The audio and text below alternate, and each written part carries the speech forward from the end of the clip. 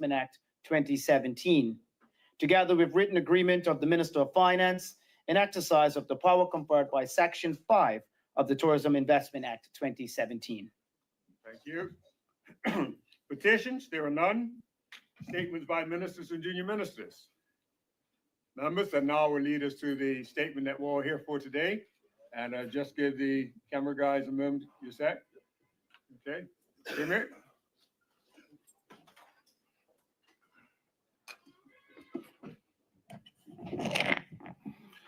Thank you, Mr. Speaker.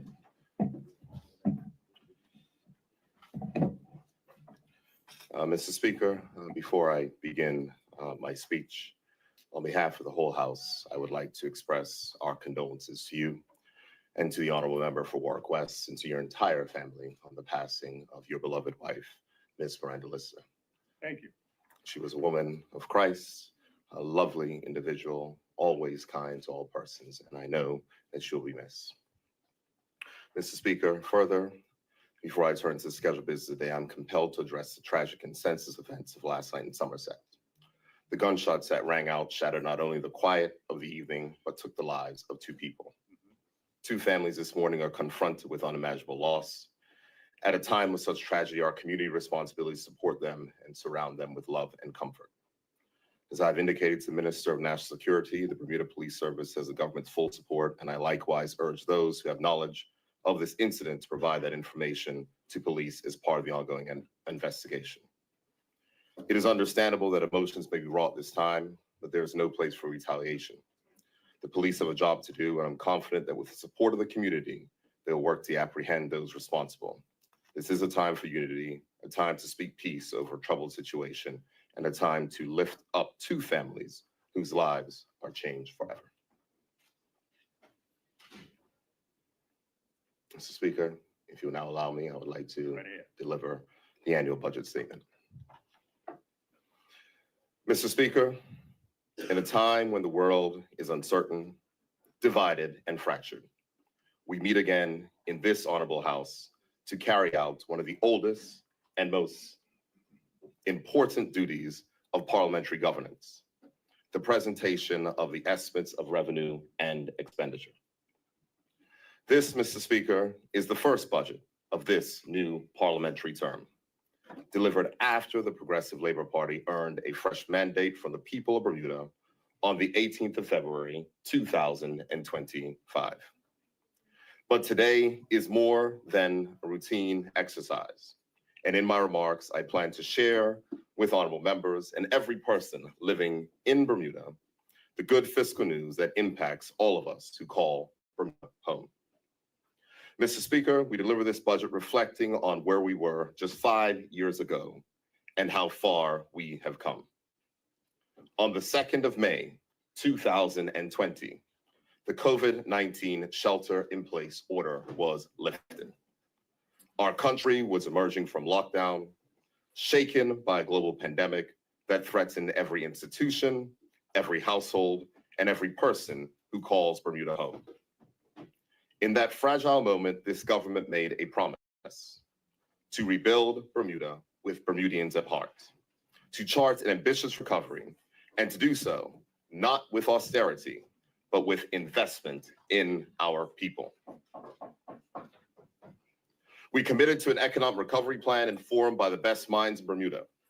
We stuck to that plan, and today we stand here with the results. 4 consecutive years of strong GDP growth. Record numbers of persons and Bermudians employed in international business. The lowest unemployment in 50 years. Record investments in affordable housing, and the renovation of our largest hotel, Fairmont Southampton, now underway. And yes, Mr. Speaker, a balanced budget. Mr. Speaker, these are not political talking points. These are facts.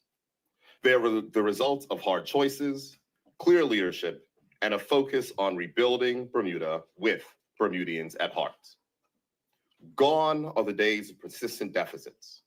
Yes, we still carry debt, but now, for the first time in a generation, we are positioned to repay that debt, build up our reserves, and make investments for the future amidst a time of global uncertainty. Mr. Speaker, this is the 8th budget of this progressive Labor Party government since returning to office in 2017. And through hurricanes, economic headwinds, and a once-in-a-century pandemic, this government has stayed true to its mission: fairness, opportunity, and dignity for all Bermudians. This mission is why we cut payroll taxes for 86% of Bermudians. It is why we froze fuel prices and slashed energy taxes to protect household budgets. It is why we invested in our children through education reform and in our seniors through stronger care. These are not slogans. They are the hallmarks of a government that governs with fairness as our core value. Mr. Speaker, Bermuda has been tested repeatedly, and we have prevailed. We stood firm in the face of new economic subsidy requirements that threaten our international business sector. We remain resilient in the face of 40-year high global inflation that increased prices everywhere. Each time this government has responded, not with fear, but with action. And each time Bermuda came out stronger and Bermudians were protected. Now, Mr. Speaker, we face new global tests. The post-war global order that has underpinned our economy for the last 80 years is shifting. Historical alliances are being strained. Trust in democratic institutions is under attack. Even the ideals of free trade and liberal democracy are being questioned in global capitals once thought unshakable. And through it all, misinformation spreads faster than facts, leaving citizens around the world fearful, divided, and distrustful. These are serious times, Mr. Speaker, and serious times demand leadership that is focused on ensuring that Bermudians are at the center of all that we do.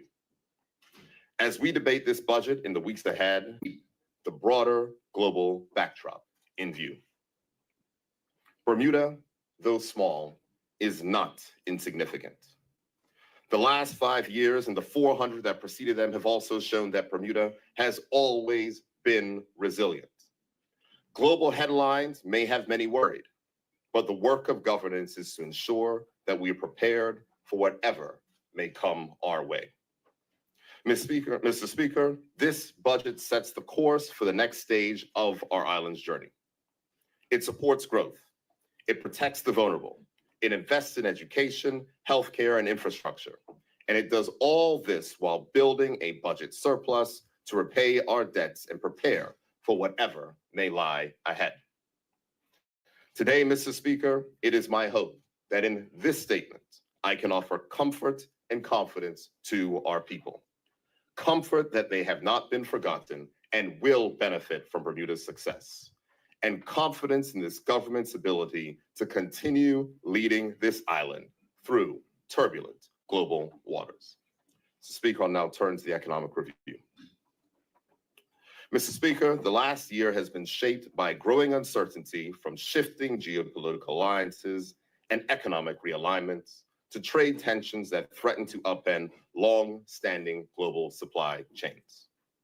At home, our people continue to feel the weight of higher costs of living, even as our economy shows signs of sustained growth and resilience.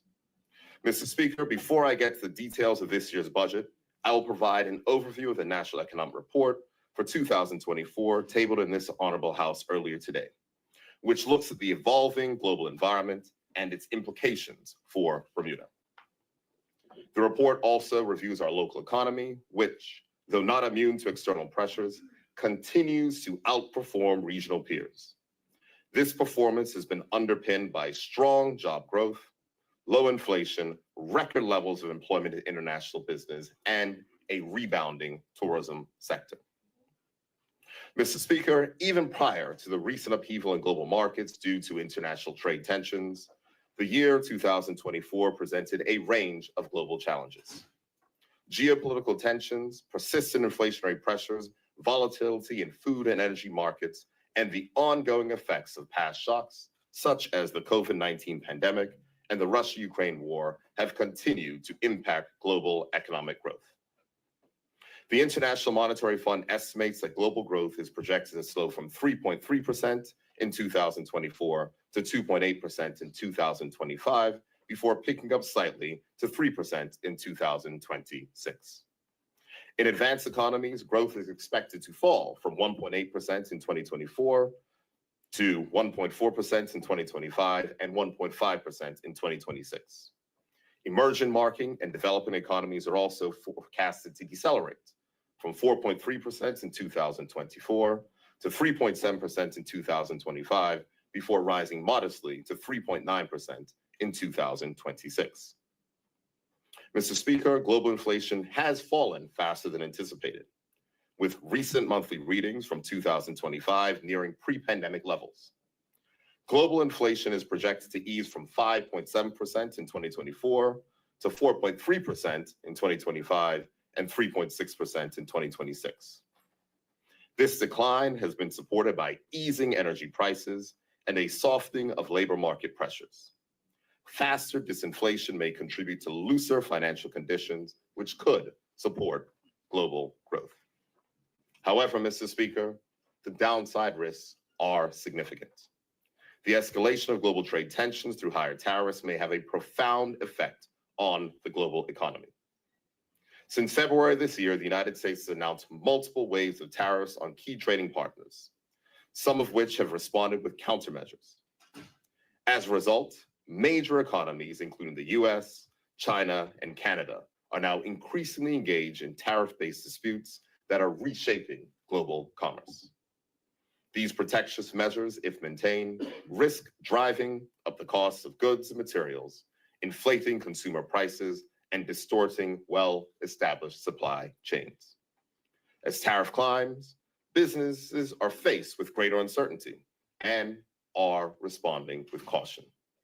This directly slows trade activity, curtails capital expenditure, and drives up costs that are inevitably passed on to consumers, raising prices, eroding purchasing power, and discouraging investment, risking a broader global slowdown. Global forecasts reflect the expected economic slowdown across major economies. While the United States has demonstrated resilience in recent years, growth is projected to slow from 2.8% in 2024 to 1.8% in 2025, and a further to 1.7% in 2026. Of course, Mr. Speaker, first quarter GDP for the US was just recorded as contracting. In China, growth is expected to soften from 5% in 2024 to 4% in 2025 and 26. Canada is also expected to experience a moderate decline in GDP, easing from 1.5% in 2024 to 1.4% in 2025, before rising slightly to 1.6% in 2026. Mr. Speaker, as the global economy continues to absorb the effects of past monetary tightening, which led to increasing interest rates, many countries face mounting debt burdens and increased refinancing pressures. These financial vulnerabilities are further exacerbated by persistent geopolitical tensions and the rise in protectionist measures. Together, these forces risk disrupting supply chains, fueling price volatility, particularly in energy and food, and slowing the pace of global recovery. Navigating the year ahead will require a careful balance, managing global inflationary pressures, strengthening financial resilience, and advancing investments to boost productivity and support inclusive long-term economic growth. Mr. Speaker, I'll now turn my focus to our local economy. Bermuda's gross domestic product, the main measure of economic growth, is estimated to have expanded in real terms between 4.5% and 5% in 2024. This positive momentum reflects the strength of our international business sector and the continued recovery in tourism, supported by robust job growth, rising employment income, increased visitor arrivals and spending, and strong foreign currency earnings. Mr. Speaker, the international business sector remains the main driver of economic growth. In 2024, 766 new international companies and partnerships were registered. The sector supported 5,047 jobs, an increase of 120 posts, or 2.4% compared to the prior year. Total employment income in the sector rose by 12.3%, or $195.9 million, contributing significantly to the broader rise in national income. In 2020, for the third consecutive year, there are a record number of Bermudians employed in the international business sector. Clear evidence that the policies of this government continue to create inclusive opportunities and ensure that Bermudians benefit directly from the growth in international business. Mr. Speaker, Bermuda's tourism sector also continued to recover. Air visitor arrivals increased by 9.6% and cruise arrivals by 1.9%. Air visitor spending surged by 22% to $416.5 million, exceeding pre-pandemic levels. Though cruise visitor spending declined by 7%, the overall impact of tourism remains positive. This rebound has also had a positive effect on the job market, particularly in the accommodation and food services sector, which recorded a net increase of 81 jobs, or 2.2% compared to 2023, bringing total jobs in the sector to 3,780. Employment across the country improved in 2024. The total number of jobs filled increased by 471 posts, or 1.4%, marking the third consecutive year of job growth. Gains were primarily observed in the international business, administrative and support services, and accommodation and food services sectors. These three areas alone accounted for half of all new jobs created. In contrast, declines were noted in public administration, education, and the utility sectors. Unemployment continues its downward trend and was recorded at 1.6% in May of 2024, which is lower than the rate of 2.5% from a year prior, and, Mr. Speaker, is the lowest since 1970. Though this is a positive development, a tight labor market can contribute to wage pressures across the economy. It is therefore essential that government policy ensures a sufficient labor supply to sustain continued economic growth. Employment income, one of the primary drivers of household consumption, grew by 8%, or $326 million, totaling $4.39 billion in 2024. This growth contributed to a rise in personal consumption, which stood at $4.1 billion, reflecting a 2.9% increase. Total gross turnover in the retail sector was estimated at $1.27 billion, an increase of 2.7% compared to 2023. Mr. Speaker, turning to the construction sector, the value of new projects started fell by 18.2% to $167.4 million. However, residential construction remained a bright spot, with a 50.7% increase in completed dwelling units, particularly two-bedroom and studio apartments. The total estimated value of work put in place remained relatively stable at $108.6 million. It is vital that the government streamline planning process to ensure that more projects can commence to support growth in the construction sector in years to come. Mr. Speaker, inflation eased in 2024, averaging 1.9% compared to 3.3% in 2023. Declines in transport and foreign travel costs helped to keep overall inflation lower, despite sectoral increases in fuel, food, and rent. While inflation has fallen, Bermuda's external position remains strong.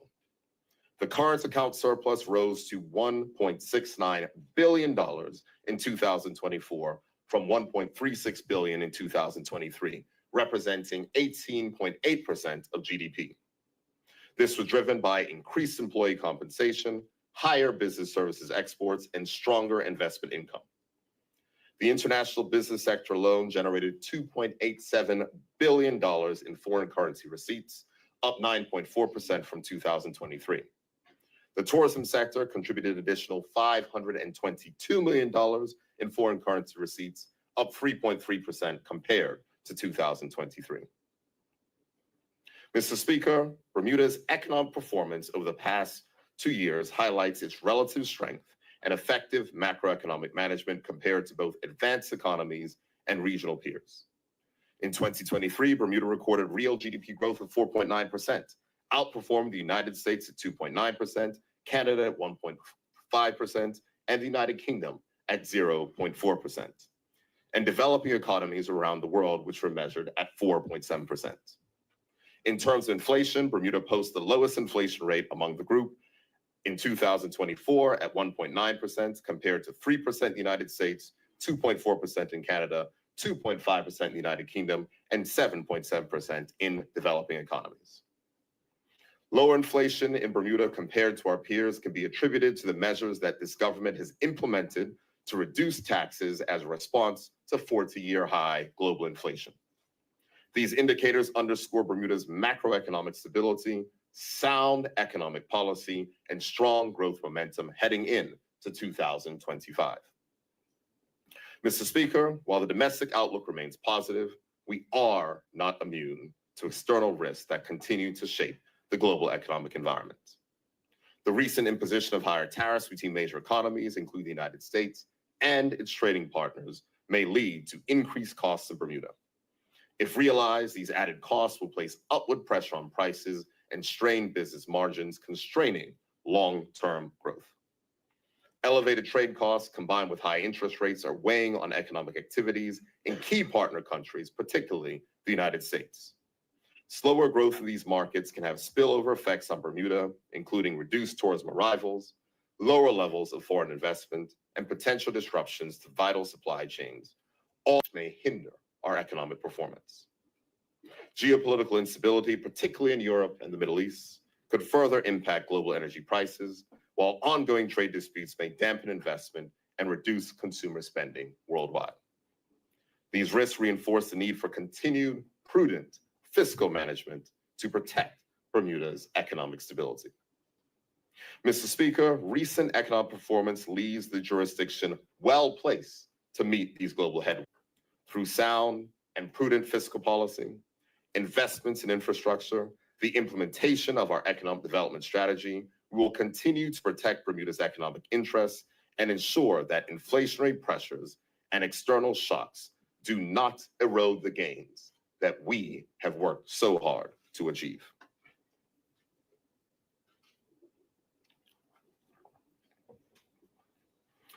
Mr. Speaker, Bermuda's Economic Development Strategy 2023 to 27 provides a strategic framework to guide Bermuda towards sustainable economic growth and development. Since its launch, the Ministry of Economy and Labor has been focused on advancing key initiatives aligned with the strategy's 5 strategic priorities: retaining and expanding existing and future international businesses within Bermuda, attracting new businesses and promoting investment opportunities, fostering entrepreneurship and the development of small business, ensuring the continued execution of the Economic Recovery Plan, and investing in our people and our workforce. Mr. Speaker, I will cover some of the key highlights, but during the debate in this House in the weeks to come, the Honorable Minister of Economy and Labor will share more details on the implementation of Bermuda's economic development strategy. Mr. Speaker, under the priority of local and international business retention and expansion, important progress has been made. The Economic Development Department has completed the draft action plan for the establishment of a one-stop permitting system for maritime tourism business, which was published under Goal 4 of the Bermuda Ocean Prosperity Plan. The Bermuda Economic Development Corporation has been progressing development opportunities across Bermuda's economic empowerment zones. The Urban Development Authority is a leading body driving development investments. Interests in the EEZs received formal applications for 2 active development projects being considered under the approved residential scheme. One for a 65-unit residential development, and the second for a 28 residential unit development. This interest can be partly attributed to the government's announcement of an aggregate $50 million government guarantee to jumpstart residential development in the island's economic empowerment zones. In tourism, the calendar events for 2024 was filled with a diverse offering of events and experiences that contributed to a 15% increase in leisure air visits and a 34% increase in visitors attending sporting events. Since the beginning of 2024, 5 tourism investment orders for hotel projects have been approved, representing investor confidence in Bermuda's tourism future. Meanwhile, Bermuda continues to enhance its reputation as a global leader in fintech, supported by a robust regulatory framework for digital assets and continued international exposure at major fintech events. Technology education initiatives are continuing, supporting workforce development through grants, training programs, and annual events that highlight fintech opportunities for Bermudians.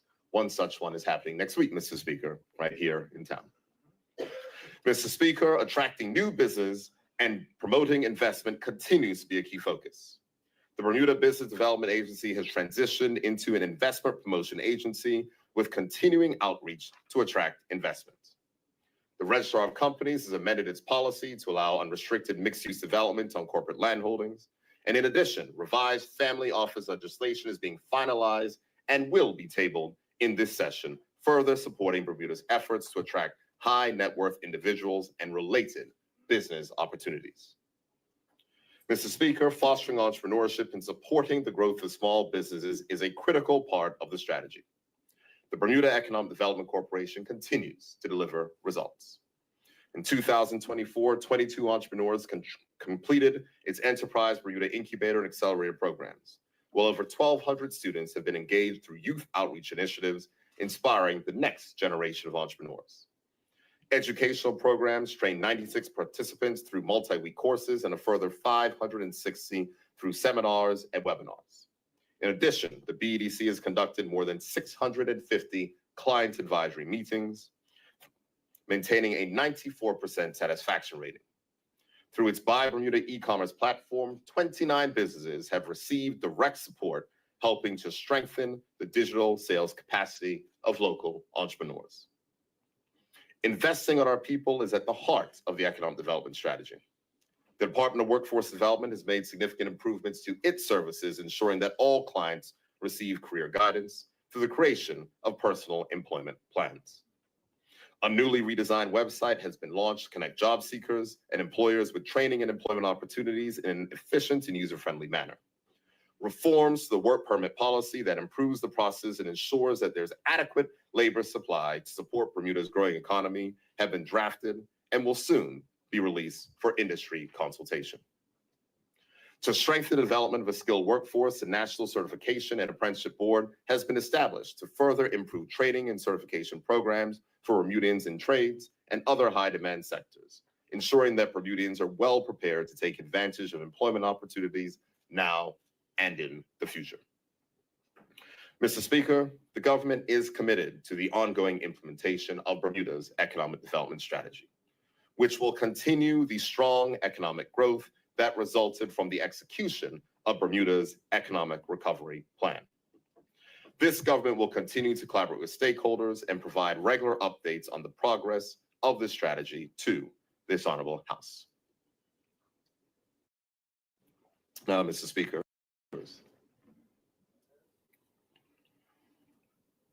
Mr. Speaker, it has been almost 8 years since the Progressive Labor Party was returned to government in July of 2017.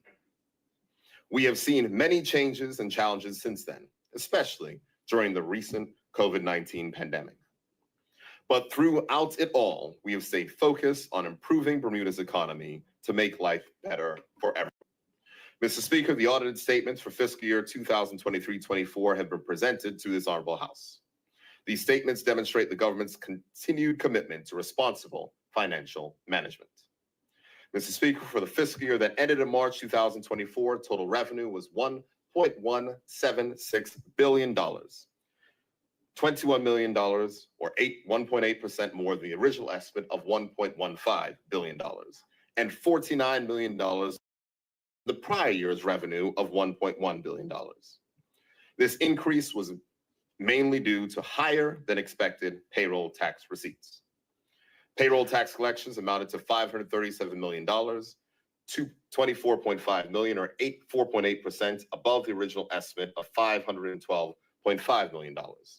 Interest earned from deposits was $11.1 million, which was $10.3 million more than the original estimate of $750,000. Mr. Speaker, the total current account expenditure for fiscal year 2023-24 was $907.5 million, which is just $4.9 million or 0.5% more than the original estimate of $972.6 million. Despite significant unbudgeted expenditure that arose throughout the year, such as the $16.3 million funding boost to the hospital, $19 million in negotiated pay increases with public sector unions, total expenditure only exceeded budget by $4.9 million, demonstrating firm budget control by the Ministry of Finance. Salaries and wages were $401.8 million, which is $8.9 million or 2.2% less than the original estimate of $410.7 million. Government employer contributions totaled $76.6 million, which was $706,000 more than the original estimate of $75.9 million. This slight increase was due to negotiated pay awards for public officers, which required higher employer contributions to the Public Service Superannuation Fund. Capital expenditure for 2023-24 was $97.1 million, $1.1 million or 1.2% more than the original estimate of $96 million. All other expenditures amounted to $499.2 million, $13.1 million or 2.7% more than the original estimate of $486.1 million. This increase was directly related to the aforementioned additional expenditure for the Bermuda Hospitals Board and was offset by savings in other areas. Interest and guarantee management costs were $131.5 million, $1.1 million more than the original estimate of $130.4 million. Interest expense was $3 million less than forecast, while guarantee management was $4.1 million more than forecast due to expenses related to Morgan's Point and the negotiation of the Fairmont Southampton redevelopment. Mr. Speaker, when the above factors were taken into account, the consolidated fund deficit for fiscal year 2023-24 was $29.5 million, which was $14 million less than the original estimate of $43.5 million. This, Mr. Speaker, is the fourth consecutive fiscal year where the deficit has been lower than originally forecast. Mr. Speaker, before I share the estimates of revenue expenditure for this fiscal year, I would like to provide an update on the government's financial performance for fiscal year 2024-25, which ended on the 31st of March, 2025. Mr. Speaker, the latest revised forecast, which can be found on page A1 of the budget book, project total revenue for fiscal year 2024-25 of $1.248 billion, $16.1 million or 1.3% higher than the original estimate of $1.232 billion. Projections are expected to be $106.5 million, $26 million or 4.5% above the original estimate of $580.5 million. The $69.5 million increase in payroll tax collections from $537 million in the prior year is due to continued job growth in the local economy and higher salaries in the international business sector, combined with last year's reform of the new higher relief, which was introduced in 2018. Customs duty revenue is projected to be $225 million, $8 million or 3.4% below the original estimate of $233.9 million. This lower than budget result is due to the 60% reduction in taxes on Belco fuel, which was implemented in July of last year. All other receipts are projected to be $417 million, which is $2 million or 0.5% below the original estimate of $419 million. Mr. Speaker, current account expenditure is projected at $992.1 million, which, Mr. Speaker, is just $128,000 higher than the initial estimate of $992 million. This on-target expenditure has been achieved despite the mid-year review allocating $17.6 million primarily to social spending, and also includes increased salaries for public sector employees due to the multi-year compensation agreement reached with public sector unions. Capital expenditure is projected to be $107.9 million. This is $4.4 million or 4.1% below the 2024-25 original estimate of $112.3 million. However, Mr. Speaker, this level of investment is $10.7 million more than the prior year and represents the highest capital spending since the 2010-11 fiscal year. Debt service and guarantee management costs are estimated at $128.8 million, which is $1 million or 0.8% above the original estimate of $127.8 million. This amount is $2.7 million less than the prior year, a result of the $50 million in debt that was repaid in December of 2023. Mr. Speaker, during last year's budget statement, I announced that the government was expecting its first balanced budget in 21 years. At that time, there were many who said that it could not be done. Some called it electioneering. Others labeled it as a fantasy. Nonetheless, this government, supported by our hardworking public officers, has achieved what many countries in the world find challenging. Despite delivering significant tax reductions to help our residents cope with 40-year high global inflation, including last year's 60% reduction in electricity taxes, and despite additional appropriations during the mid-year review to provide support for the vulnerable and invest in tackling social challenges, we have grown our revenue and tightly managed spending. Mr. Speaker, last February, the estimates of revenue and expenditure projected a $210,000 surplus for fiscal year 2024-25. It is with a combination of humility and pride that I can share with this honorable House and members of the public that the projected consolidated fund surplus for the fiscal year just concluded will be $19.7 million.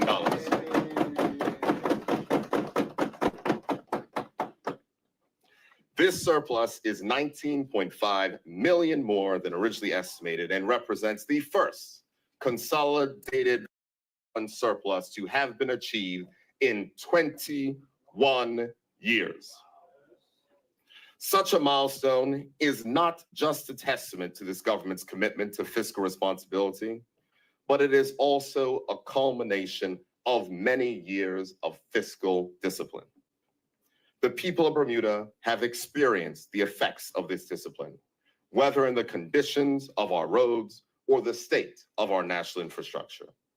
But, Mr. Speaker, just as I declared 3 years ago that the era of austerity had come to an end, today, Mr. Speaker, I declare that the era of budget deficits has now come to an end.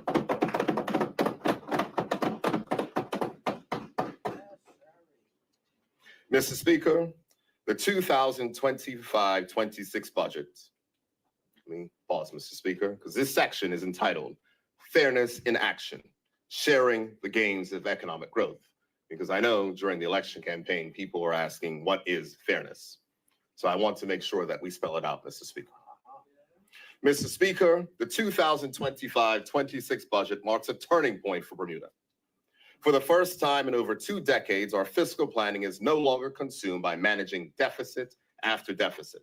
Instead, we stand today with a budget surplus, a strong economy, and later this year, we expect to receive the first revenue inflows from Bermuda's new corporate income tax. This is not just a new budget year, but it is the beginning of a new era in budgeting. And with that opportunity comes the obligation to ensure that the benefits of our economic growth are shared fairly across our society.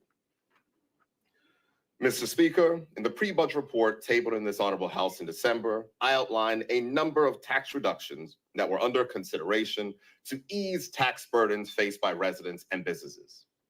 This government has a history of ensuring that better fiscal performance results in meaningful relief for taxpayers. And today I will share the tax reductions that will form part of this year's revenue estimates. First, reduction of customs duty on building materials and supplies to 10%. Mr. Speaker, home ownership, construction, and renovation are central to our economy and our way of life. As there is a national imperative to build and upgrade our existing housing stock, it is vital that we do all we can to reduce the cost of construction. Though the government cannot regulate the rates charged for construction labor, we can reduce the amount of taxes paid on goods that are imported into Bermuda. Therefore, to support new homes and those improving their product, all building materials and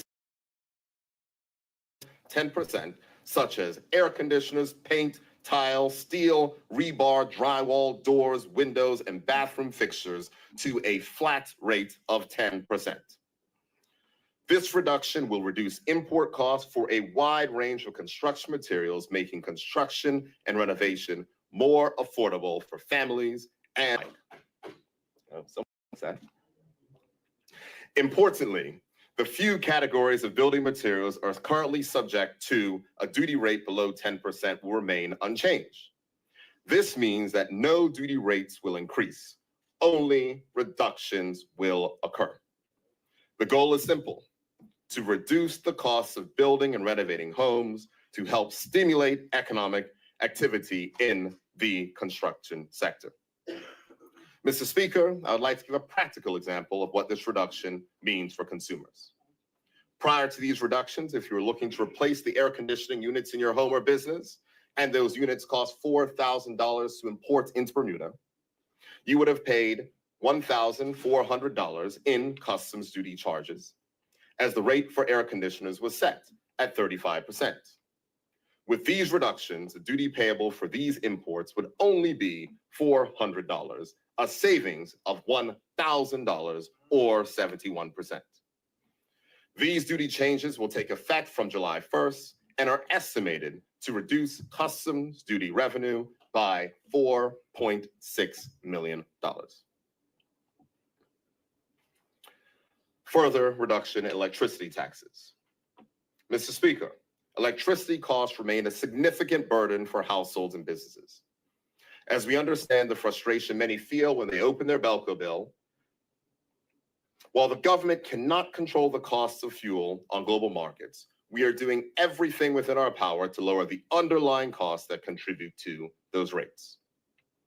2 years ago, the fuel duty used to generate electricity stood at 20 cents per liter, after being doubled, of course, Mr. Speaker, by the party opposite. In July 2024, we reduced that tax by 60% to 8 cents per liter. With this budget, we reduced that tax to just 4 cents per liter.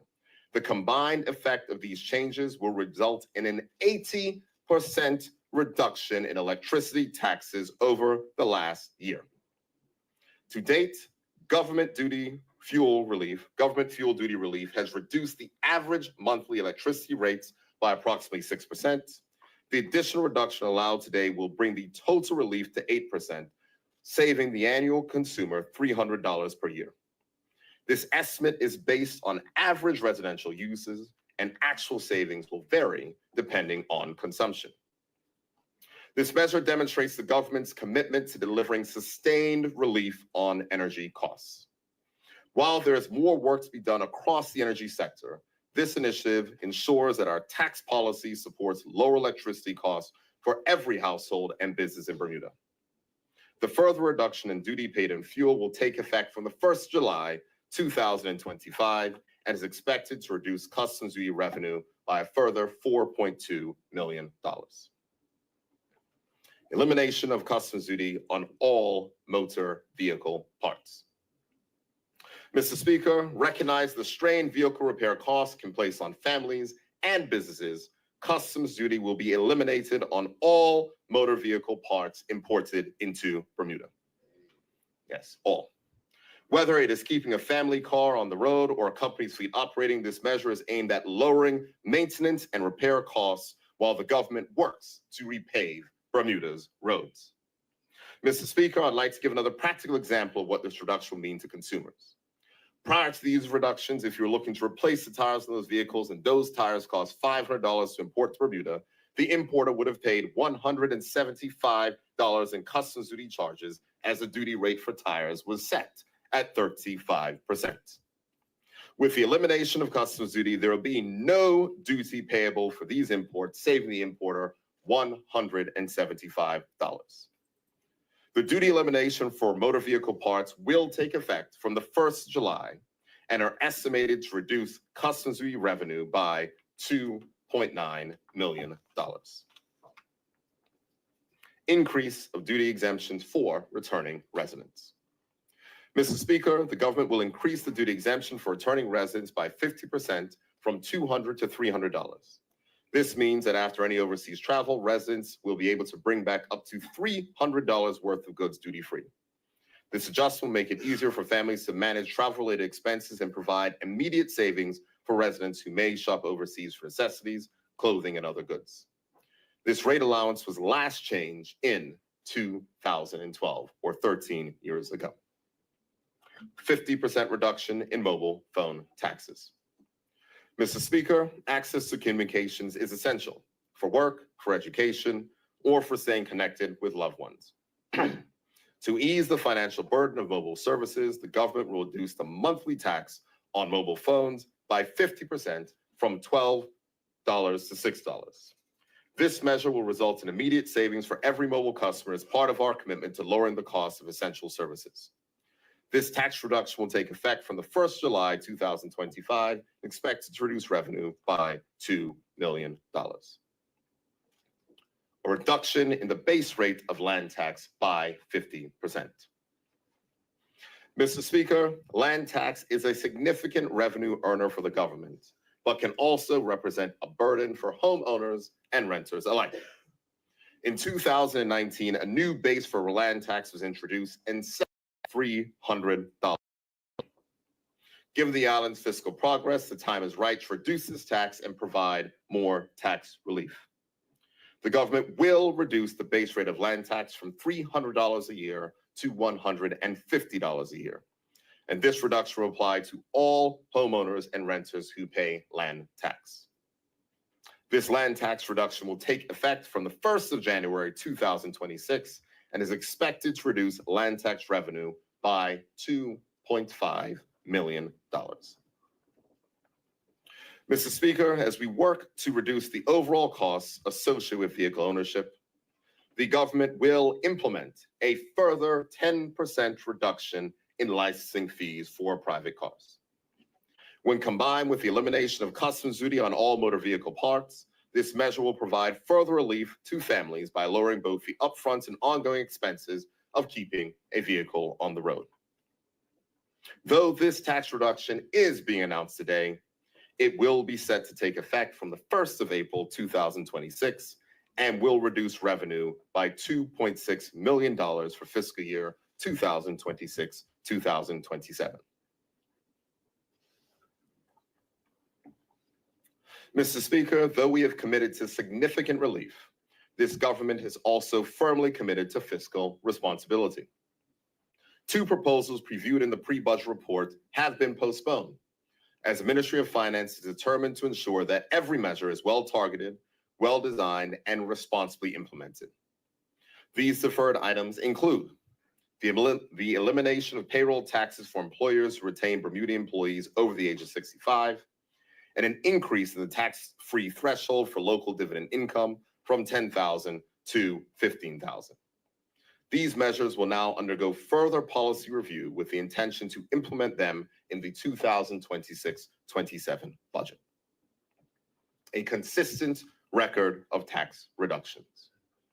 Mr. Speaker, this government has consistently reduced taxes as economic conditions have improved. We make these changes not for the headlines they produce, but for the Bermudians who voted for a government that focuses on fairness. For that single parent juggling bills, for the seniors who stretch every dollars, for the entrepreneur trying to make payroll, and for every Bermudian who has made sacrifices during difficult time and deserves to now receive some relief. Mr. Speaker, let us not forget how far we have come. In the last 3 years alone, this government has reduced payroll taxes for 86% of Bermuda's workforce, expanded the child daycare allowance, eliminated customs duties on essential goods, cut energy taxes by 60%, reduced private car licensing fees, abolished land taxes for charities and nursing homes, and froze local fuel prices during global price surges. And this year, Mr. Speaker, we have gone further with these changes that will save the average family of four about $1,000 a year. We are proud of our record and grateful for the success of our economic vision that is rooted in. But we are not satisfied because fairness is not a destination. It is our continuing mission.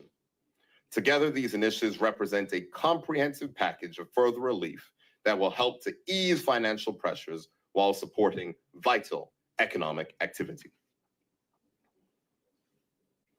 Mr. Speaker, now to numbers for this year. Mr. Speaker, just outlined the tax reductions that this government will deliver to live up to our promise to make Bermuda more affordable. I will now turn my attention to the overall budget for the Consolidated Fund for fiscal year 2025-26. Mr. Speaker, revenue for fiscal year 25-26 is expected to reach $1.43 billion, which is 16% or $198 million above the original estimates for fiscal year 24-25. Payroll tax receipts are projected to increase by $11 million, driven by expected job growth in the local economy. There are no changes to the existing payroll tax structure as the government awaits the recommendations from the Tax Reform Commission. This increase is lower than projected in prior fiscal years, reflecting the Ministry of Finance's consideration of forthcoming recommendations from the Commission to reduce the cost of doing business in Bermuda. A provisional figure of $187.5 million has been budgeted for revenue from the new corporate income tax, which came into effect on the 1st of January 2025. This figure aligns with the expectations that were set in last year's budget statement. Customs duty revenue is expected to decline to $209 million, a reduction of 8% from last year's estimates as a result of the package of customs duty reductions announced earlier. Land tax collections are estimated at $87 million, representing a 5% decline compared to last year's estimates. Telecommunication receipts are also projected to fall by 11%, following the 50% reduction in monthly mobile phone taxes. The other major change in revenue are due to lower projected receipts resulting from a reduction in cruise calls during the construction works at Kings Wharf. Moving to current expenditure, Mr. Speaker.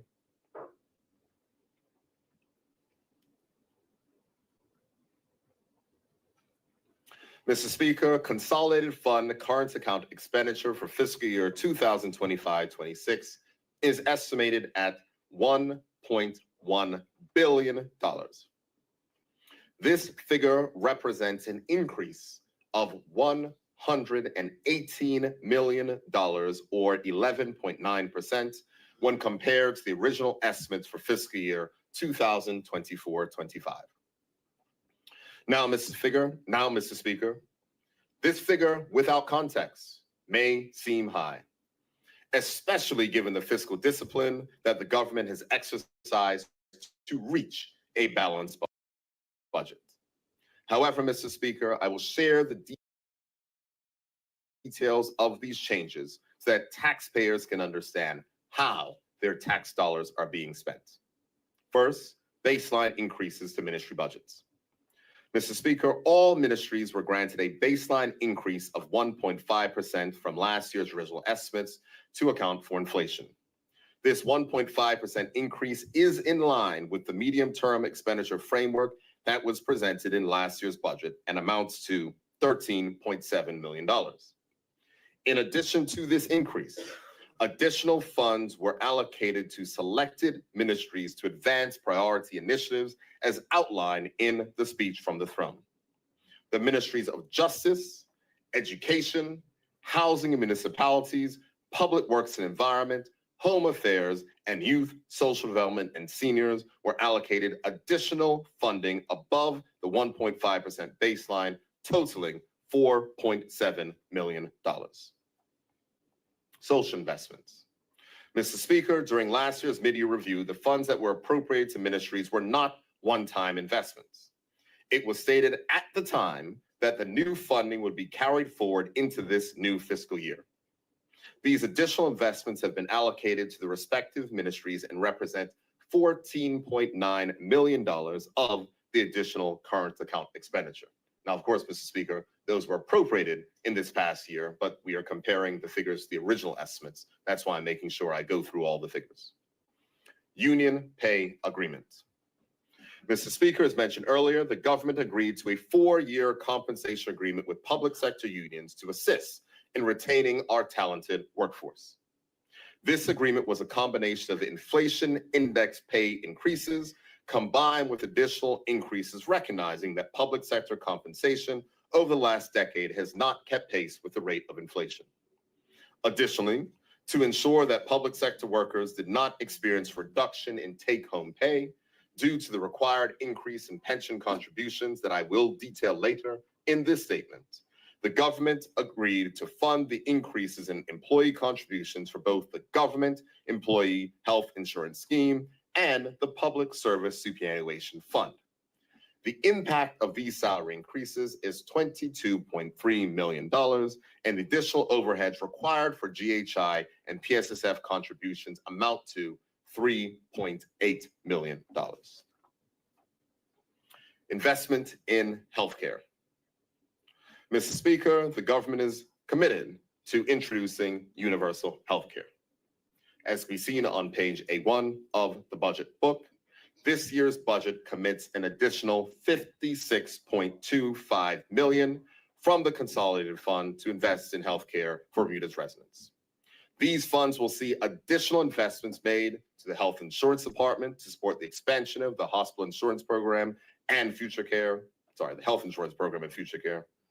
Additional funds to the Bermuda Hospitals Board, and additional investments to ensure the launch of universal health care in 2026, and funding for the government employee health insurance. Speaker, I'm going to detail these investments in healthcare as they are important for honorable members and, of course, the public who are watching and listening to hear.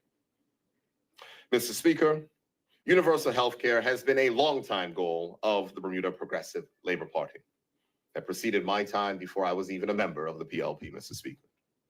This goal requires the resources necessary to ensure that changes to our healthcare system are well-planned and executed to minimize the challenges faced by those persons insured, underinsured, or uninsured.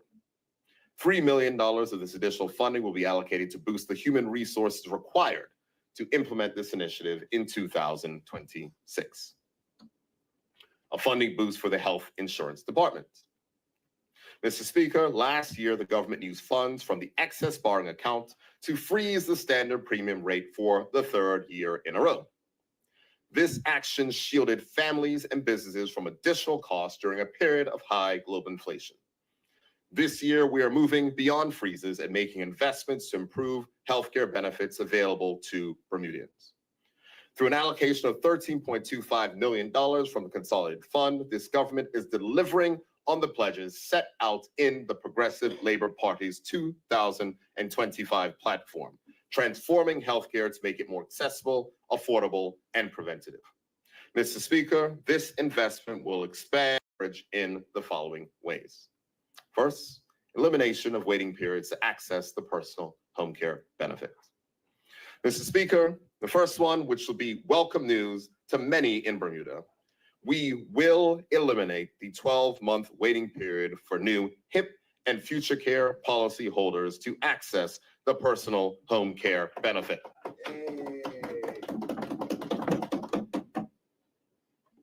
Mr. Speaker, as our population's access to affordable home health becomes increasingly essential. Under the current system, newly enrolled HIP or future care members had to wait an entire year to access personal home care benefits, even when immediate support was urgently needed. That will now change. By removing this waiting period, new policyholders will be able to receive assistance to help defray the costs of home-based care services when they need it most. While this benefit will significantly ease the financial burden for families, it does not cover the full costs of private home care. It is designed to assist families, supporting them in providing care while helping to reduce pressure on hospital services and long-term inpatient care. This reform represents fairness in action, Mr. Speaker, helping seniors age with dignity in their own homes and providing vital support to Bermudian families who may need assistance caring for a disabled family member. It is also sound fiscal management. Timely access to home care reduces hospital readmissions, eases demand on inpatient beds, and leads to lower healthcare costs over time. Next, expansion of prescription drug coverage for future care and HIP. Mr. Speaker, this year's healthcare investment will also fund the expansion of prescription drug coverage for HIP and future care policy holders. Though we have increased access to prescription coverage over the last few years, many Bermudians, particularly our seniors, continue to face financial barriers when trying to access essential medications. This additional funding will increase the coverage limit for HIP from $1,000 a year to $3,000 a year, and increase the future care limit from $3,000 a year to $5,000 a year, Mr. Speaker. By enhancing prescription drug coverage, we'll make it easier for individuals to manage chronic conditions like diabetes, heart disease, and hypertension, leading to better health outcomes and reduce reliance on costly emergency care.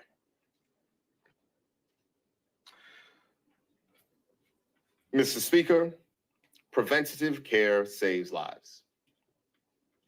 As we promised in the recent election campaign, this government will introduce and expand coverage for annual health exams for HIP and future care clients. Regular annual checkups catch potential health issues early before they escalate into costly medical emergencies.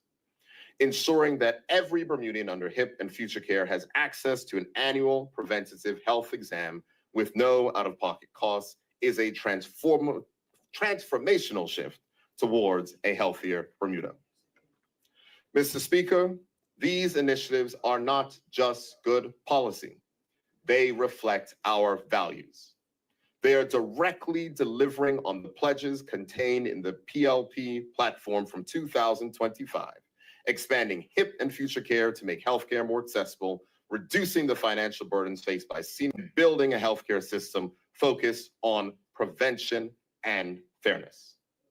However, Mr. Speaker, we must also be responsible stewards of our healthcare system. Medical inflation is forecast to exceed 10% this year, driving up the cost of medical care, equipment, and pharmaceuticals. Therefore, the government will not be able to freeze the standard premium rate for the fourth year in a row. And it will be necessary to introduce an inflationary adjustment to the standard premium rate to ensure that we can sustain these vital benefits and maintain adequate funding for the Bermuda Hospitals Board. Additional funding to the BHB. Mr. Speaker, the Bermuda Hospitals Board funding model was changed in 2018, and I must commend the board, management, staff, and of course, the Minister of Health for their efforts during the worst healthcare crisis in a century. It is important that the government support the hospital to provide a high level of healthcare in Bermuda, and $22 million, the additional healthcare funding, will be provided to the Bermuda Hospitals Board. However, I must state, Mr. Speaker, that the government and taxpayer cannot do it alone. When Bermuda constructed the new acute care wing, it was supported by $24 million of private sector fundraising by the Bermuda Hospitals Charitable Trust. The Bermuda Hospitals Board has restarted fundraising activity, and I urge the private sector, both local and international, to assist in ensuring that our hospital can acquire the latest medical technology so that it can continue to provide top-tier, life-saving healthcare on island. Finally, Mr. Speaker, the government employee health insurance scheme has experienced a deficit in recent years, and shortfalls in funding have been financed from the excess borrowing account. This year, these shortfalls will be funded from the consolidated funds, the amount of $18 million. This is not the full amount of the shortfall, Mr. Speaker, which is estimated at $31 million. However, GI rates will be increased for the first time since 2018 as part of the agreement with public sector employees and will be increased over the next 21 years to close this shortfall. Managing budgeted expenditures. Mr. Speaker, although this increase in current expenditure appears significant, it is necessary that the full amount of expected changes be put forward to this honorable House in this budget. However, as recent history has shown, it is unlikely that all funds appropriated will be spent. Public service recruitment normally lags behind forecasts, particularly in a tight labor market. As recent trends have shown, salary expenses are typically 8% lower than budgeted before retroactive pay increases are included.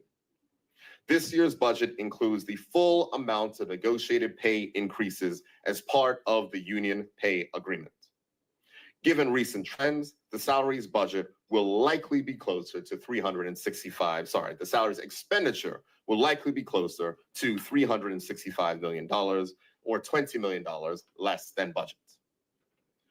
Mr. Speaker, some may ask, if the government is not expecting to spend all of these funds, then why are they in the budget?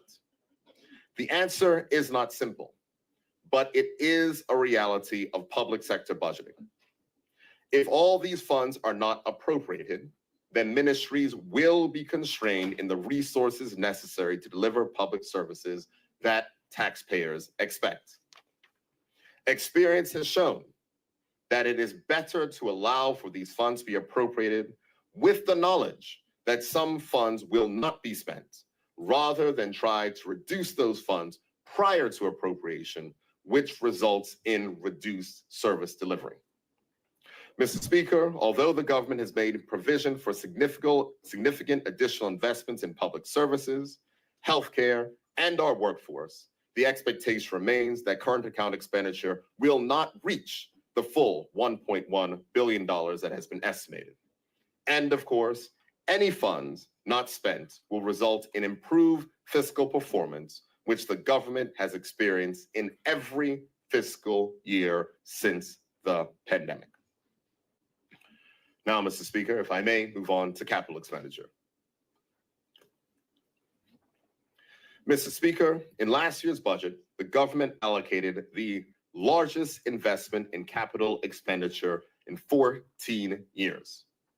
This fiscal year, we built on that significant investment with a provision for capital expenditure of $149.8 million. This amount would represent the largest investment in our island's infrastructure since 2008 and is an increase of $37 million compared to the 2024-25 original estimate. Investing funds for capital expenditure is essential because it lays the foundation for long-term economic growth and stability. By investing in physical and digital infrastructure, the government can improve public services, foster job creation, and improve productivity in the public sector. The most significant items of capital development in this budget include roadworks and the installation of a new asphalt plant, investments in affordable housing, upgrades to the Tynes Bay waste treatment facility, capital investments for the hospital, the commencement of the replacement of Swing Bridge. Projects such as the new Agricultural Services Center, upgrades to Bermuda Aquarium Museum and Zoo, new facilities for signature schools and parish primary schools, and a new senior daycare facility are also funded, Mr. Speaker. In terms of capital acquisitions, this budget allocates a record level of funding towards critical technology and equipment upgrades across government. These investments include enhancements to government's IT infrastructure to support enhanced online services, the procurement of new buses and ferries, upgrades to information technology and equipment for public schools, the installation of speed cameras to improve road safety, advanced border security technology to protect our borders, Mr. Speaker, and new equipment for the Bermuda Fire and Rescue Service. Mr. Speaker, by investing in our infrastructure from our roads and schools to public safety and digital services, this government is ensuring that the essential services Bermudians rely on are strengthened, modernized, and also properly maintained for the future. Moving to debt service, Mr. Speaker. Debt service costs for the 2025-26 budget are projected to be $127.5 million, largely in line with last fiscal year. There are no changes in long-term debt expected during this fiscal year, and with the prospect of budget surpluses for the foreseeable future, the amount of funds required to be committed to debt service is projected to decline in future fiscal years. Mr. Speaker, to recap, revenue for fiscal year 25-26 is expected to reach $1.43 billion, or 16% more than the original estimate for 2024-25. Current accounts expenditure is estimated at $1.1 billion, an increase of $118 million above the original estimates for last year. The estimated current account balance before debt service is expected to be $320 million, $80 million more, or 33% than the original estimates for 2024-25. This current account balance will cover the costs of servicing our debt, projected at $127.5 million. This results in $193.1 million of funds that are available to meet capital expenditure. As I just covered, capital expenditure in fiscal year 25-26 is estimated at $149.7 million, $37 million higher than last year. Mr. Speaker, with the budget that I've laid before this honorable House today, this Progressive Labor Party government is projecting a second consecutive consolidated fund surplus. This year's surplus of $43.3 million is more than double the surplus achieved last year and places the country on an even stronger financial footing for the future. Mr. Speaker, achieving and maintaining surplus is critical to safeguard Bermuda's financial stability. Surpluses provide the fiscal space needed to respond to global challenges without increasing the burden on Bermuda's taxpayers. Through disciplined financial management, combined with prudent investments, this government will continue on a path to ensure Bermuda is positioned to reduce the government's debt, leading to a brighter future for the next generation. Mr. Speaker, as of the 31st of March, 2025, gross debt stood at $3.29 billion. After accounting for the sinking fund, the island's net debt stands at $3.25 billion. At the end of fiscal year 2025-26, the sinking fund is projected to grow to $85 million. This includes $40 million balance carried forward, the additional surplus of $43 million, which we're anticipating for this year, and the anticipated interest earnings of $2 million. Net debt is therefore projected to decline to $3.2 billion at the 31st of March, 2026. Mr. Speaker, during fiscal 26-27, the government expects to have sufficient reserves to repay at least $500 million of government debt, thereby reduce the government's gross debt by $500 million, ending the year with net debt of $2.8 billion. Mr. Speaker, This budget fulfills this government's pledge to invest in our people and our island's future. And if you will allow me, Mr. Speaker, I'd now like to cover highlights from various ministries that are funded in this budget. It is vital that budgets match the pledges made in our throne speech and also our election platform, and this budget, Mr. Speaker, delivers on those promises. I will start with the Ministry for the Cabinet Office and Digital Innovation. Mr. Speaker, the Cabinet Office has been allocated $53.6 million, an increase of $4 million or 8%. The ongoing digitization of archives will expand public access to historical records and ensure their long-term preservation.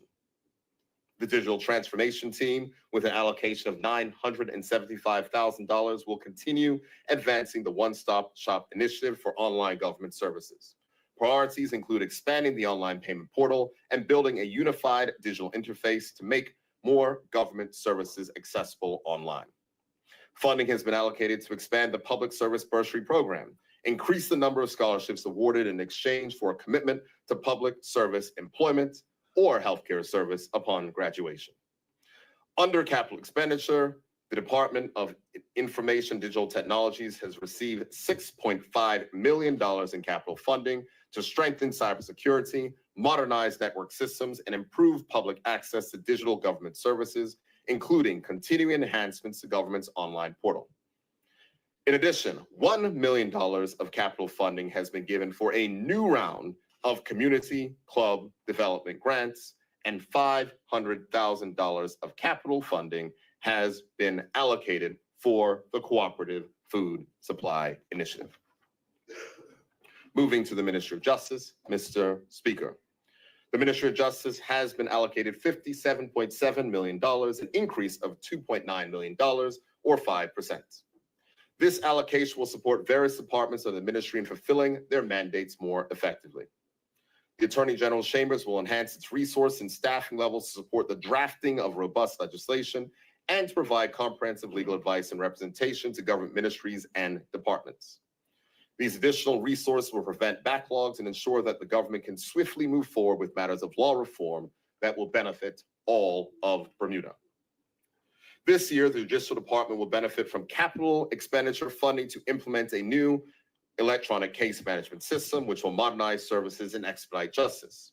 In addition, renovation of the Dame Lois Brown Evans building will begin this year to add purpose-built courtrooms and administrative space aimed at easing pressure on the court system and reducing delays. The Department of Corrections will recruit new corrections officers to restore operational capacity and meet security standards. Funds will be allocated to officer training and welfare, as well as enhanced and individual rehabilitation and education programs for inmates that incorporate principles of restorative justice. Works will also commence this year on long overdue repairs at the Westgate Correctional Facility. The Department of Court Services will initiative to strengthen the department's ability to meet a broader range of client needs in-house, including support for the new domestic violence court program. Mr. Speaker, now moving to the Ministry of Finance. The Ministry of Finance has been allocated $266.6 million, an increase of $25.2 million or 10%.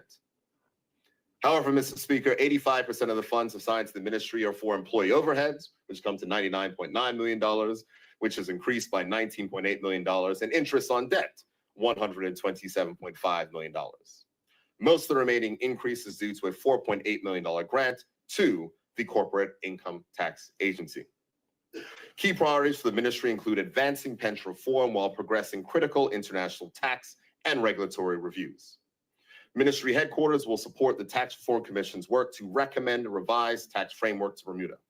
This will take place alongside the work required to support the Corporate Income Tax Agency in implementing the new corporate income tax.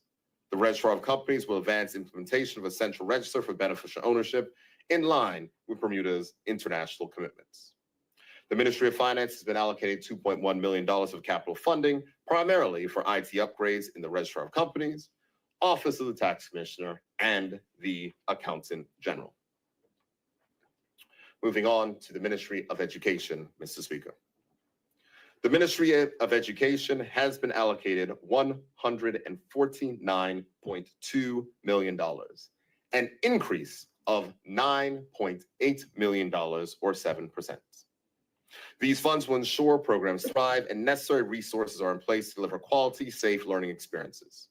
The ministry scholarship awards have increased by $223,000, bringing the total to $1.8 million for post-secondary education, providing more opportunities for young adults to access funding and pursue their dreams. A 26% increase in substitute teachers will support education reform efforts while assisting school leaders with day-to-day operations in response to concerns raised by our cherished educators. Capital funding has increased by 52% to support the infrastructure projects for the Harrington Sound and Elliott Parish Primary Schools opening in September 2025. This funding will also support the transformation of Prospect Primary to an exceptionality signature school and continued enhancements for signature schools at the Barclay Institute, Cedar Bridge Academy, and Sands Secondary Middle School. In addition to capital works, these additional funds will be used to improve technological infrastructure within schools, including updating computer labs, faster internet access, and incorporating more digital learning platforms into the curriculum. Moving to the Ministry of Health, Mr. Speaker. The Ministry of Health has been allocated $245.4 million, an increase of $45 million or 22%. A significant portion of this funding supports Bermuda Hospitals Board, including a $112.5 million in patient subsidies for the youth, elderly, and those in need, along with a $42.1 million operational grant for the Mid-Atlantic Wellness Institute. As mentioned earlier, additional funding has been allocated for the hospitals, the Health Insurance Department, and Ministry headquarters to launch universal health care. The Bermuda Hospitals Board continues efforts to enhance service delivery quality through advancements in its electronic medical record system. For capital projects, the ministry has been allocated $3.3 million for renovations to the Mangrove Bay Clinic, St. George's Clinic, and Hamilton Health Center, as well as architectural planning for the expansion of Sylvia Richardson Care Facility and the replacement of Lefroy House. Additionally, $6.6 million in capital funding is designated for BHB infrastructure upgrades, maintenance, and systems improvements at the King Edward VII Memorial Hospital and MWI. And the total capital allocation for the Ministry of Health for 2025-26 represents a 9.83% increase over the previous year. Moving to the Ministry of Economy and Labor, Mr. Speaker. The Ministry of Economy and Labor has been allocated $27.5 million, an increase of $1.8 million or 7%. Funding will support the implementation of the Economic Development Strategy, with the Bermuda Economic Development Corporation receiving an additional $100,000 to deliver Bermuda's first national entrepreneurship strategy. The Bermuda Business Development Agency's funding of $4.23 million will continue to drive investment promotion and targeted economic growth initiatives. At the Department of Immigration, additional $629,000 has been allocated to modernize the border management system, strengthen recruitment, and enhance customer service as part of the department's digital transformation project. The Department of Statistics will receive an additional $816,000 to complete the household income and expenditure survey and begin preparations for the 2026 census, including the hiring of assistant statisticians and the engagement of consultants to automate the reporting. The Department of Workforce Development's allocation increased by $305,000, supporting greater access to overseas apprenticeships, local skills certifications, and job training programs that prepare Bermudians for new economic opportunities.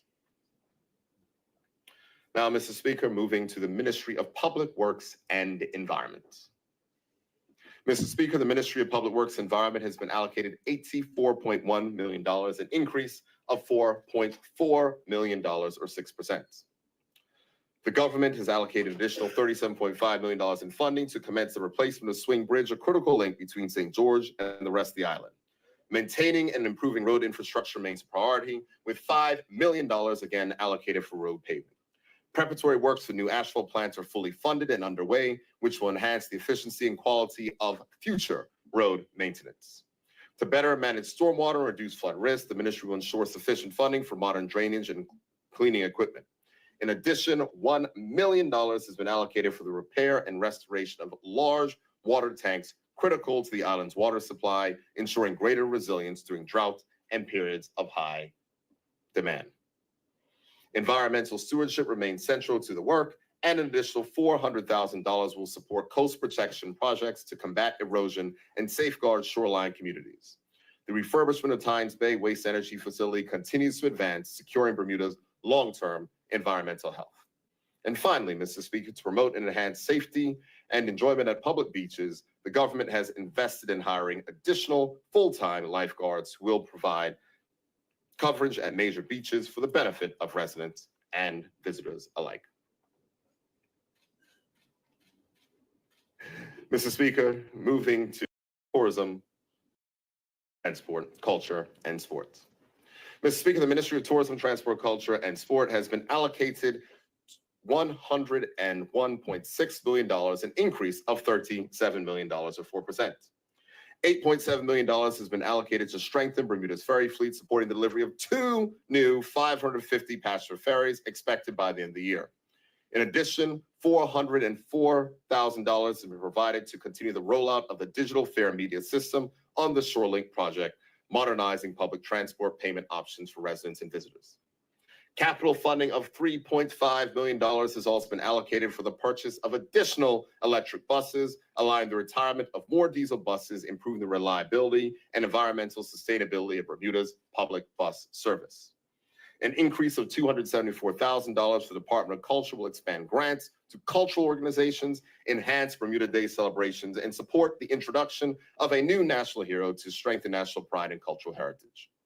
The Department of Sport and Recreation has received an additional $1.6 million, supporting the launch of the new Active Kids program under the National Sports Policy, salary uplifts at the National Sports Center, and expansion of summer day camps to provide more affordable recreational activities for Bermuda's youth.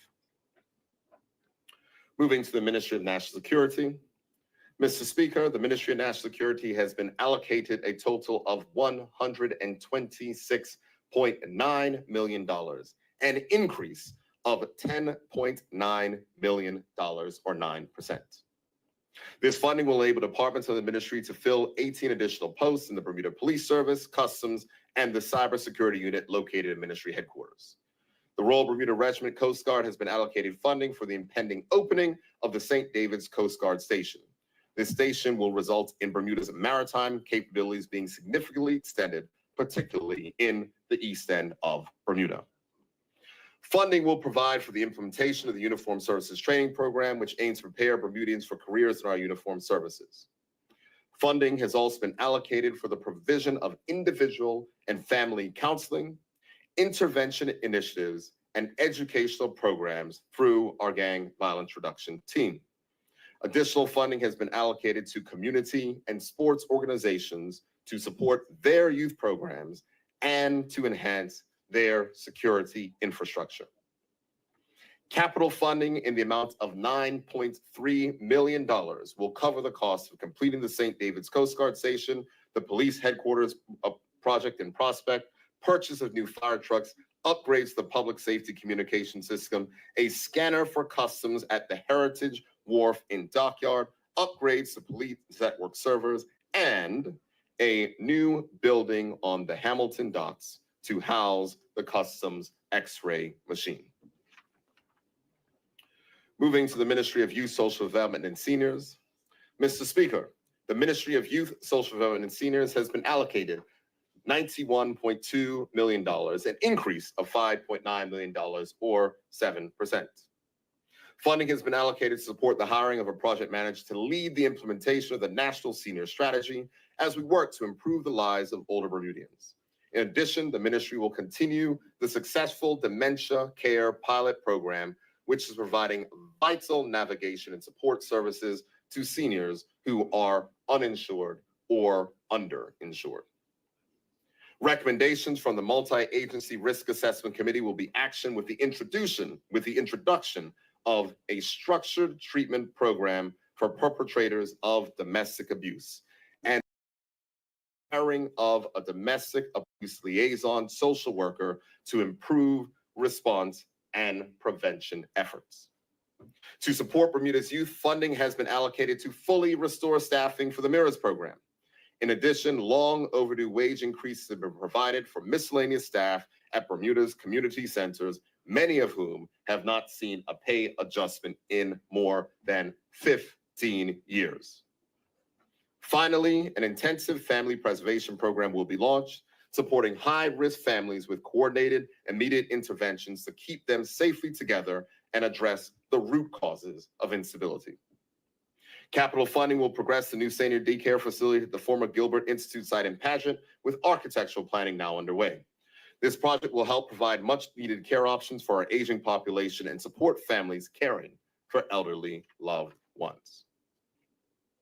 Moving to the Ministry of Home Affairs, Mr. Speaker. The Ministry of Home Affairs has been allocated $5.8 million, an increase of $856,000 or 17%. Consumer Affairs has rejoined the ministry headquarters, and operational funding has been increased to accommodate additional personnel to advance the throne speech initiatives, with a particular focus on energy reform and addressing cost of living concerns.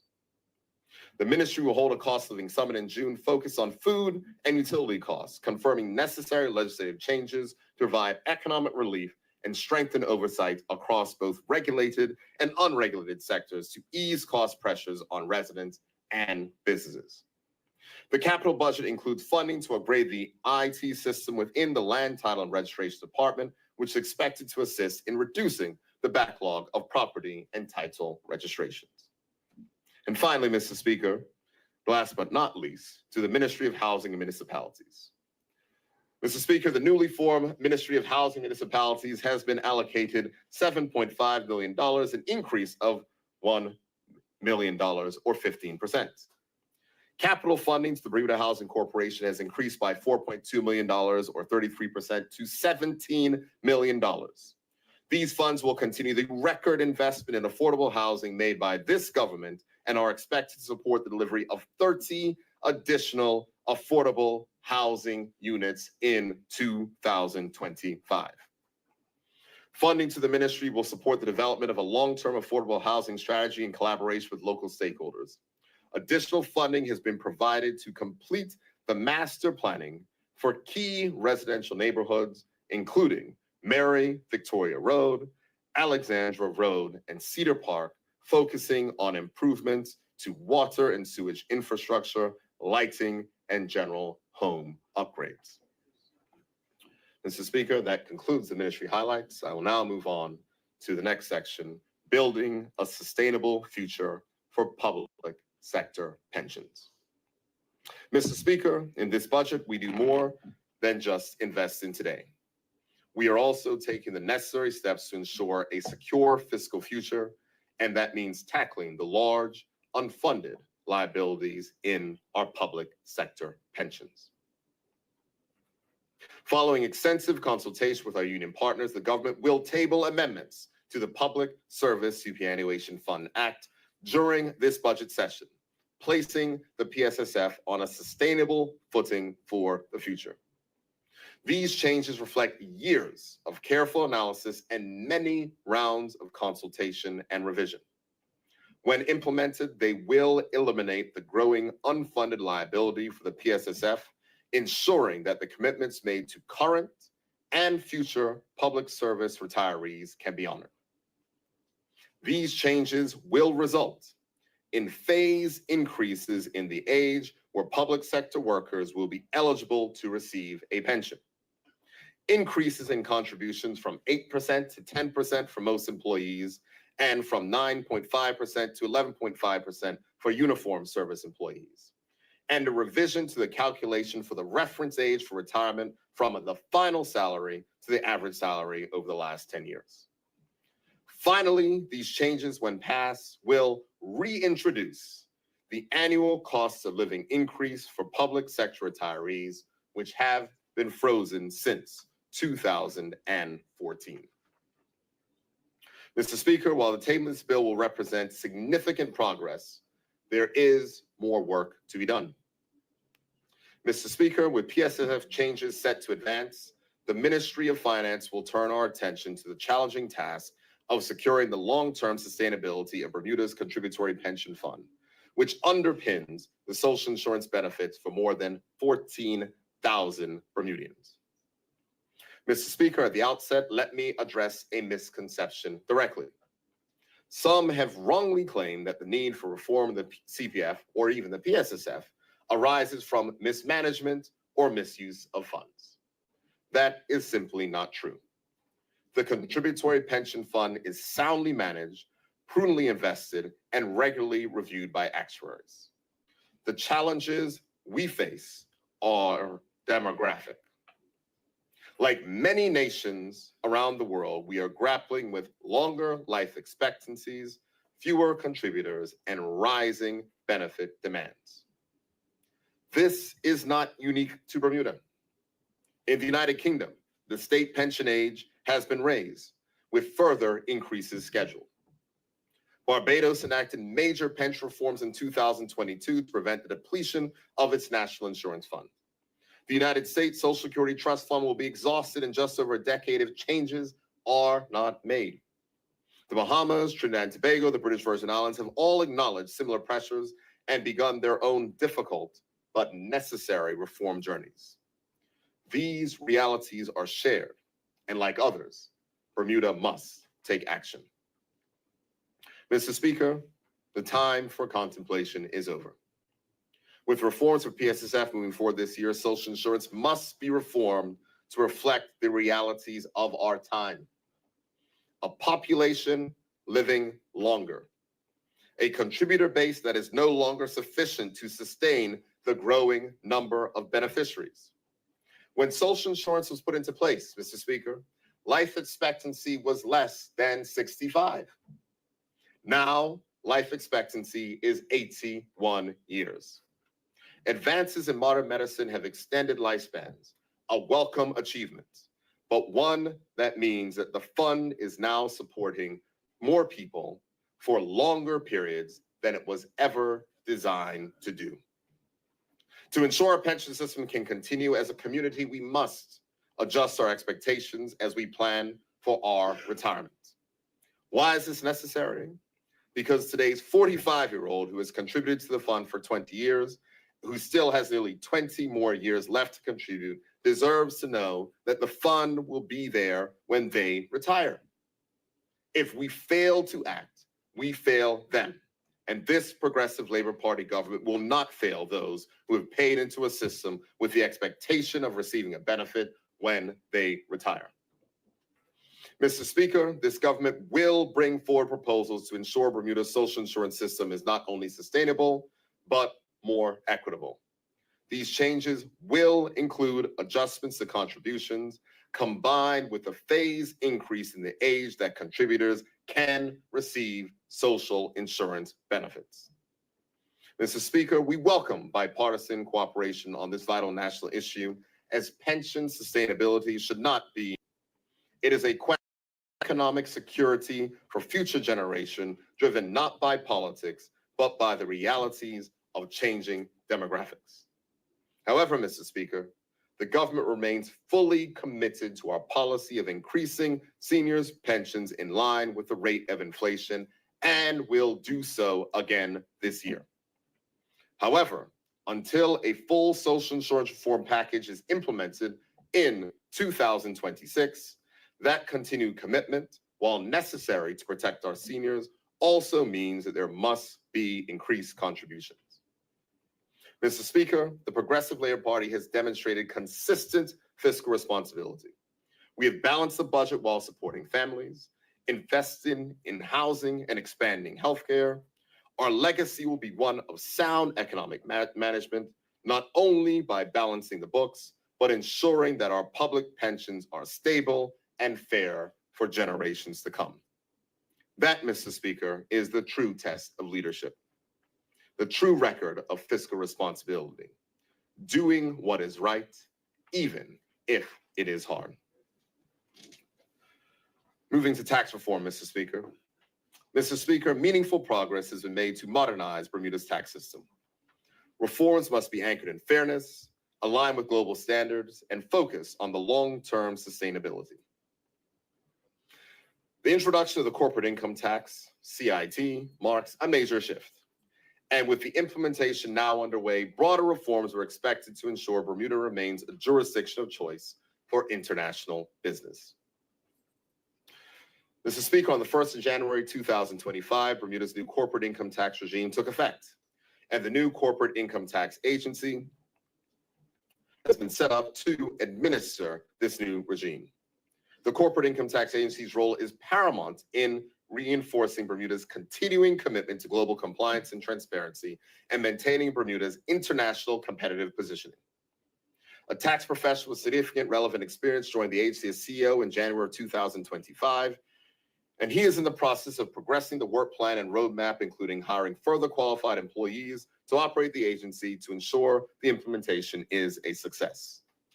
As part of the roadmap, the agency is implementing a tax administration platform, which will be the key interface and collection vehicle for taxpayers. This platform will provide a modern digital interface so that taxpayers can liaise effectively with the agency. The agency is tasked with balancing the effective collection and termination of tax liabilities with the need to minimize taxpayers' administration and compliance costs. Mr. Speaker, the agency has been granted an operational grant of $4.78 million in this fiscal year, which is in line with the current year grant. Further funding will be required in the current year to support successful implementation of the IT system infrastructure and to ensure that they are the required staff and related resources. It is envisioned that the agency will be self-funding in future years through the interest from revenues that they collect, and any additional funding for this year will likely be as a loan against that future expected revenue. The full year tax filings for 2025 will be due in 2026. However, the agency will collect the first installments in August of 2025. This budget includes prudent revenue estimates of $187.5 million and allows sufficient headroom to support any variability in receipts and, as necessary, adjustments to payments made. Mr. Speaker, the Corporate Income Tax Agency and the Ministry of Finance will continue to work on legislative changes related to the corporate income tax. We'll continue to hold public consultations to ensure legislation is developed to meet our international obligations while addressing the needs of our community. Mr. Speaker, the work to implement the new corporate income tax has required a Herculean effort from the Ministry of Finance staff, external technical experts, industry bodies, and colleagues at the Corporate Income Tax Agency. We are grateful for the support and will maintain this collaborative approach as we continue to develop legislation in support of successful implementation. Mr. Speaker, we acknowledge that work is ongoing globally to finalize the details of the global tax framework, and we are actively engaged in monitoring developments through our international advocacy.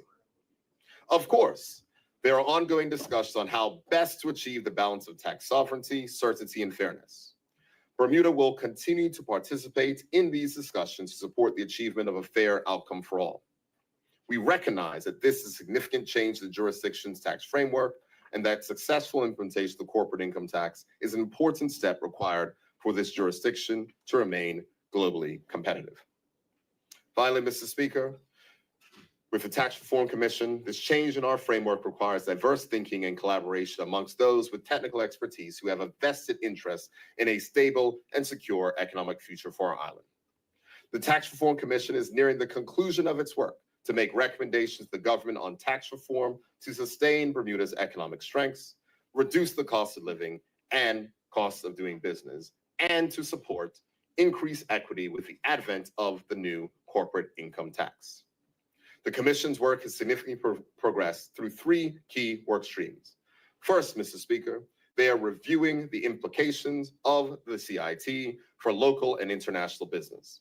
They have also a broader remit to recommend a framework to encourage investment and economic activity in Bermuda through appropriate incentives. Second, the focus is on reducing the cost of living and business operation, the opportunity to assist with equity in Bermuda. This includes evaluating the social and economic impacts of proposed reforms on various demographics and modeling the impacts of revising two larger cost categories, payroll tax and healthcare for both individuals and companies. Third, the Tax Reform Commission have been working to inform, educate, and engage stakeholders. This education has been through town hall meetings, radio, and a website for public engagement. Over 30 stakeholder group meetings have been held since the start of the Tax Reform Commission's work. This listening tour has provided a strong indication of the various stakeholder preferences that the Commission will seek to address over the medium term through their recommendations. The government looks forward to receiving the report of the Tax Reform Commission in June 2025 and is committed to implementing recommendations arising from their report during the 2026 fiscal year. This will provide stability and certainty to our international business community while embracing the reforms that may bring fairness to Bermuda's tax system. Making government work better for you. Mr. Speaker, last year, as promised in the 2024 budget statement, the government launched the red tape reduction consultation, inviting feedback from individuals, businesses, and organizations across Bermuda. This consultation closed in May 2024 and received nearly 100 submissions, reflecting a wide range of thoughtful suggestions on how to streamline processes, enhance accessibility, and make government services more efficient. Since then, we have honored that call by advancing a series of impactful enhancements grounded in the feedback we received. Mr. Speaker, on the 1st July 2024, the government launched pay.gov.pm, initially enabling residents to pay for parking tickets quickly, convenient online. This platform will continue to expand, eventually supporting nearly all transactions that require a visit to the cashier. Mr. Speaker, in February, we upgraded the online services section of the government's website. This new site offers simplified navigation, enhanced search functionality, digital application submissions, permit requests, and online payments. Additionally, in response to the public's request for more accessible services for social insurance needs, the Department of Social Insurance has enhanced its digital capabilities. Applications for pensions, name changes, contribution records, and various benefits can now be accessed online via socialinsurance.gov.pm. This move enhances convenience, significantly cuts down on paperwork and processing time. Mr. Speaker, one specific area which respondents to the red tape reduction consultation submitted ideas for was simplifying processes at the Transport Control Department. The government took this feedback on board and implemented more digitized services for TCD. On the 31st of March this year, the department launched the first phase of these services, which are now available on forms.gov.pm, with online applications for project ride instructors, exemptions for tint, seatbelt signage and licensing fees, and importation and replacement of vehicles and vehicle parts. These services represent just the beginning. In the coming months, more TCD services and applications will be digitized, continuing our work to modernize how residents interact with government services by reducing in-person visits, eliminating outdated manual processes, and increasing processing efficiency. Mr. Speaker, we are delivering on the responses made in the red tape reduction consultation. The combined investment across government in new IT programs and applications is $15 million. This year, we will see more application line, additional online services launched, and improved customer experiences from the Department of Immigration to the Judiciary to the Office of the Tax Commissioner and on public transport.